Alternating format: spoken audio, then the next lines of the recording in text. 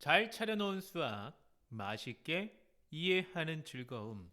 숟가락 락쌤이에요.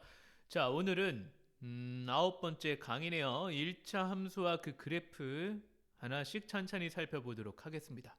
자, 개념을 떠올리는 락. 이번에는요, 뭐죠? 1차 함수의 의미를 파악을 해야 된대요. 뭔지. 그 다음에는요, 그래프를 그릴 수만 있다면 게임은 끝이 나게 됩니다. 자, 그럼 일단 1차 함수에서요. 함수가 뭔지 다시 한번 되짚고 가는 시간. 자, 보세요. 여기 요 그림 봐주세요. 상자가 있어요. 거기에 x에다가 2를 넣었더니요. 2라고 하면 또 이제 또 어떻게 될 테니까요. 여기다 무언가를 넣었어요. 별표를 넣었더니 막 요 안에서 어떤 규칙에 의해서 동그라미로 나오게 되는 거. 그쵸? 이런 친구를 우리는 함수라고 불러요. 그러면 내가 어쨌든 간에 뭐 어떻게 생겼던 간에 한 개를 넣었어요. 그럼 나오는 것도 몇 개가 나와야 돼요? 한 개가 나와야 돼요. 알겠죠? 내가 하나를 넣으면 하나가 나와야 돼요. 자, 그럼 시작을 누가 한 거야? x라는 어떤 원인이 들어가세요. 막 지지고 볶고해서 결과가 나오면 되는 거예요. 알겠죠? 하나의 원인에 의해서 하나의 결과가 나오게 되면 우리는 이 친구를 함수라고 부릅니다. 근데 만약에 하나를 넣었는데 두 개가 나오거나 세 개가 나온다? 그럼 함수는 아니에요. 자, 변수는 무슨 뜻이냐면 변하는 값을 말이요. 자, x에다가 1, 2, 3, 4를 대입할 수 있어요. 이렇게 변할 수 있는 수를 우리는 변수라고 부르는 겁니다. 함수는요. 뭐 경우에 따라 달라지게 되는 어떤 숫자를 대신해서 문자를 썼을 때 이 친구들을 우리는 변할 수 있는 수니까 변수라고 부르고요. x의 값을 하나를 넣었는데 y도 하나가 나와야 되는 그런 짝을 가지고 있다면 우리는 y가 x의 함수라고 읽습니다. 알겠죠? 그래서 함수식을요 쉽게 표현하면 이렇게 fx라고 두기도 하는데요. 이건 뭐 특별한 뜻을 가지고 있는 게 아니라 야 길게 쓰기 귀찮으니 그냥 함수를 이렇게 쓸 수 있겠다 약속을 한 거예요. 알겠죠? 그러면 y이기도 해요. fx라는 뜻이요. 그 다음에 자 예를 들어 x의 자리에다 2를 넣었어. 그랬더니 어떤 결과가 나온대요. 이렇게 되는 건 뭐예요? 결국 이거는 2를 넣었다는 뜻이잖아요. 즉 다시 말하면 결과를 의미하는 것이기 때문에 우리는 y라고도 볼 수 있고요. 이런 경우를 우리는 함수값이라 불러요. 누구누구의 값이다 하는 건 결과를 말하는 겁니다. 예전에 배운 기억으로 따지자면 식의 값 같은 거죠. 대입을 한 결과. 그렇죠? 그렇게 볼 수 있습니다. 자, 1차 함수는 그래서 일단 함수라고 하면 y는 fx다라고 썼는데 fx가 뭔지 꼬치꼬치 캐묻는다면 이렇게 표현하는 거죠. 제일 높은 항의 차수가 1인 함수를 우리는 1차 함수라고 부릅니다. a는 0이 될 수 없어요. 왜? 0이 되는 순간 x의 차수가 1이었다가 갑자기 x가 사라져 버리잖아요.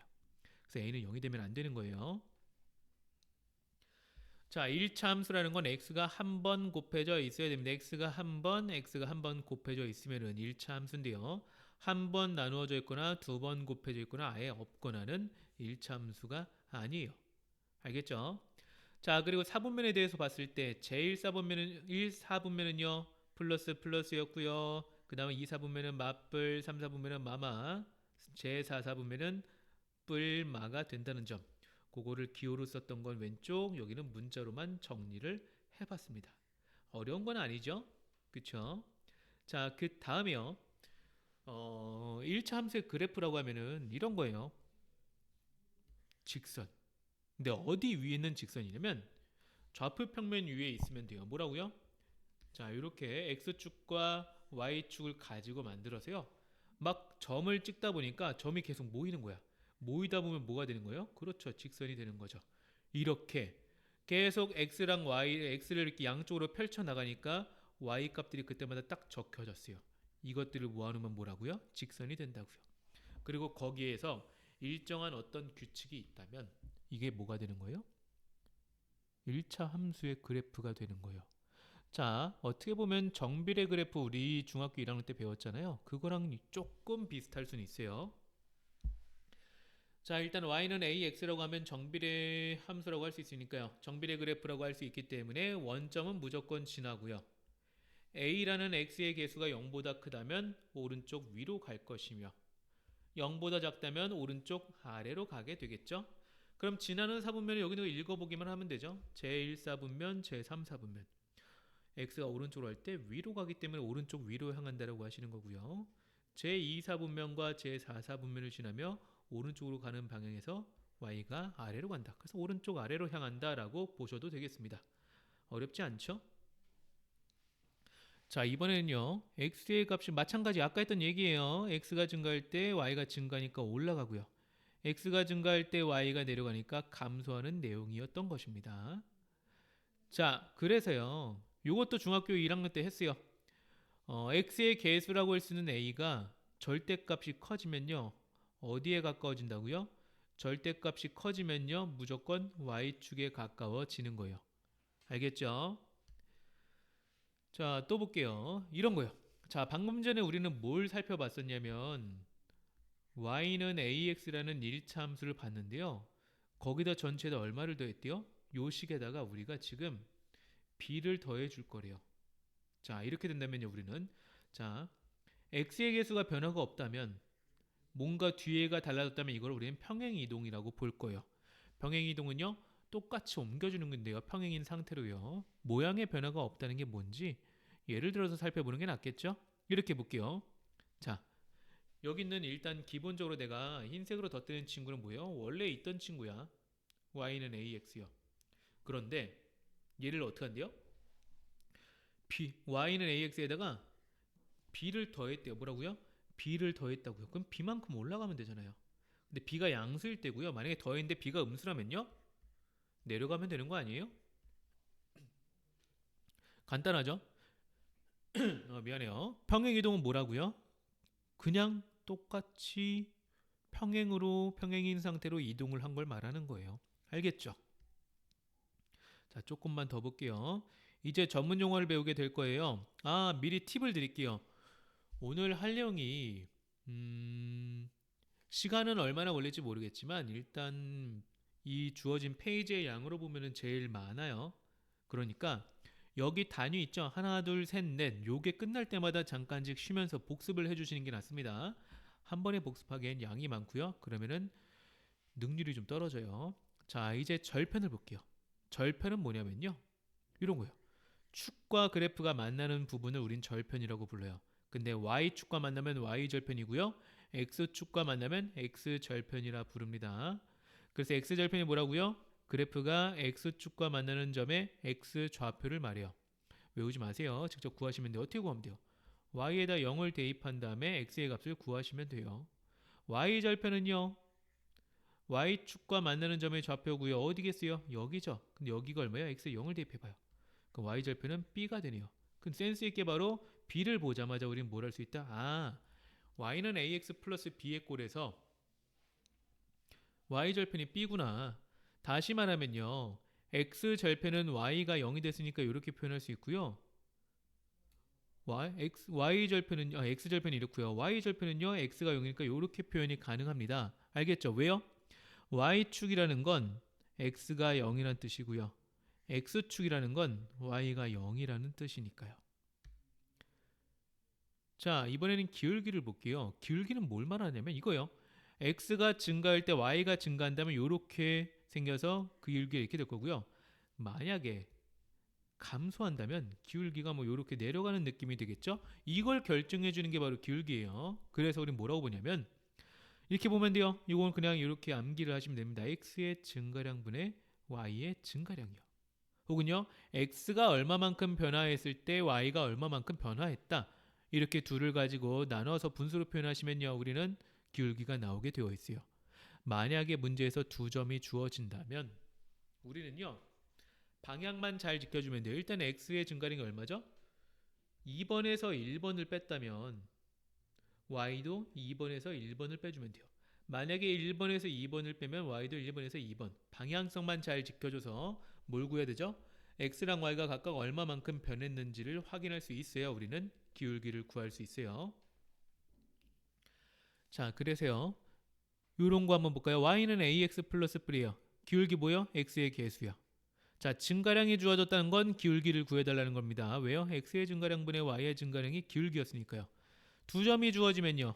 요런 방식 같은 방향으로 빼줘야 되는 이렇게 뺐으면은 요렇게 빼는 형태로 이렇게 뺐으면 이렇게 빼는 형태로 이어달라는 거죠. 방향성을 이어가셔야 기울기를 구할 수 있어요.